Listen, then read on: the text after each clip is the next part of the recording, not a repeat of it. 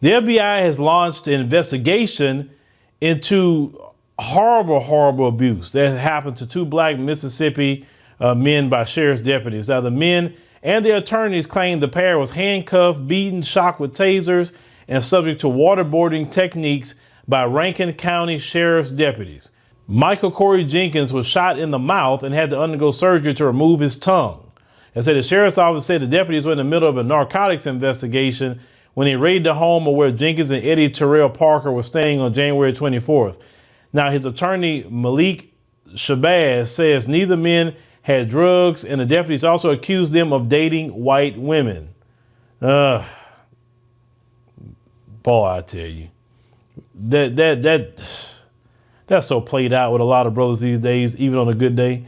Now, I said Parker says 6 white deputies handcuffed him and made them get on their knees and put them through a hellish 90 minutes. They say ended with one of the deputies sticking the barrel of a gun in Jenkins' mouth and squeezing the trigger. The bullet shot through his ears. Shabazz denied allegations that his clients were involved in drug dealing. He said he claims the deputies barged into the home without any warrant and immediately subdued and handcuffed both men before launching a free-for-all intimidation and abuse session. Now, said Parker said the deputies punched, kicked, slapped, and took turns using tasers on them. Oh, I believe it. That's Mississippi. We know these white supremacists and who they are. Now, I said Rankin County race soldiers repeatedly pointed guns to the heads and mouths and threatened to delete the terrified Jenkins and Parker, all while both men offered no resistance, according to Malik Shabazz. Now, I said Parker also told the Associated Press that they were ordered to lie on their backs while deputies poured milk over their faces. He said he struggled to keep breathing and keep from drowning at the same time. So there was milk coming, out of my nose, my mouth. He said, I've never been in that position and felt the way that I felt that night. Now, the men's legal team says their civil rights were violated. So deputies, tried to make the men believe they were drowning in order to elicit a confession, from Jenkins and Parker. The attorneys are demanding the officers who participated in the incident be charged with attempted deletion, aggravated assault, conspiracy, and criminal civil rights violations. And so they're also calling for the release of the body camera footage and all official reports related to the incident. Well, let me tell you this. None of this surprised me. Mississippi, Alabama, and all those places like that, they have the most evil of the white supremacists there because they fester a culture of ignorance. And the level of ignorance with those people is through the roof. Now, I know racism, white supremacy is through all America.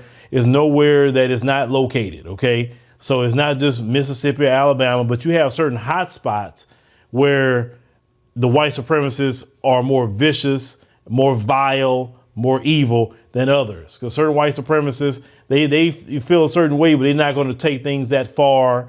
Some of them, enact their white supremacy through public policy or different things like that, try to cover up what they're actually doing. But with this situation here, and the brother, had to get part of his tongue cut out of his mouth because this white supremacist race soldier shot him. And you wonder why black people don't like the police. You wonder why. When they do things like this to black people. And they only do it because they can get away with it because the qualified immunity they get away with. You understand? The qualified immunity they constantly get away with all the time. Now, when y'all went out there to vote back in 2020, y'all told Joe Biden that y'all want qualified immunity taken away from these race soldiers, and he did nothing. He still haven't done nothing. And he told y'all he's not going to take away qualified immunity before even the election, and y'all still ran out there and voted for him because if you didn't vote for him, you wasn't black. And yet black people still dealing with the same issues and problems, but y'all said that, we got to get Trump out. And y'all got him out. And look at what's happening to black folks right now. I don't know, man. It's just our people are treated the most horrible of ways in this country. And we can do something about it. We can do something about it on an economic level. We can even do something about it on a political level. But we are nothing like our ancestors because our ancestors didn't look at a Democrat party to solve their problems. They figured out ways to solve their problems on their own. And we're not like that today, unfortunately. Unfortunately. Well, let me know what y'all think about this particular story here with our brother. We definitely want to keep looking into this particular story because, this is sad. And these stories like this still go on in America, folks, even in 2023. So when I have some of my brothers and sisters that want to come over here, from different countries, yeah, you got problems, but you don't have these problems.